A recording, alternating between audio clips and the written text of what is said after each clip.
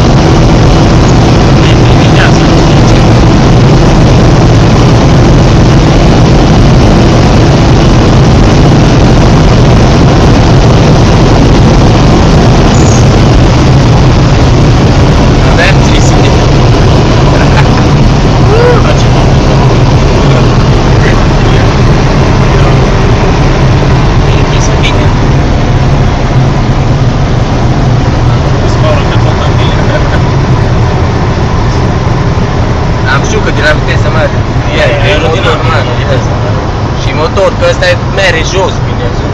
Pe numai după 200 mai jos.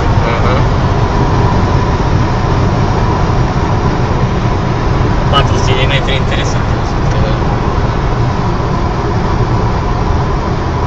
Am și la de 30 ani, 50 de metri fața mea la 300, el are 300 și un pic. 330 mere, știi că el merge, după 330, că sunt la 335. Am bate lânt acum.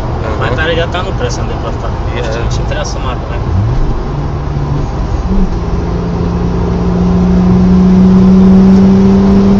Și acum când ne întoarcem să filmăm din pe partea asta. Ce fain, nu avem autostradă. Aici poți să-i dai în gură în pui mei. Am avut nitro legat. Nu, că cu nitro o lai bine cu nitro, îți dai seama. Bileele l-am încărcat.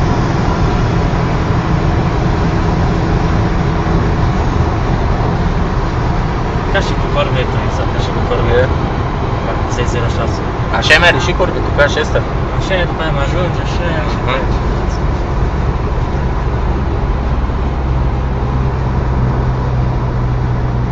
Ca și din mers, a doua, a treia, o ia mai tare, pe a patra și pe a cincea am ajuns. Bă, știi că ăsta e de jos, eu i-am zis frumos că ăsta e de jos.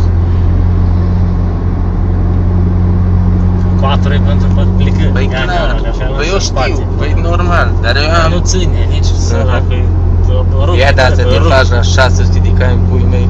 800 și 800 și îți dai seama cum. Păi ăsta de-aia ai făcut că dădea ți-a la pentru linie. Nu poți să oprești, vă face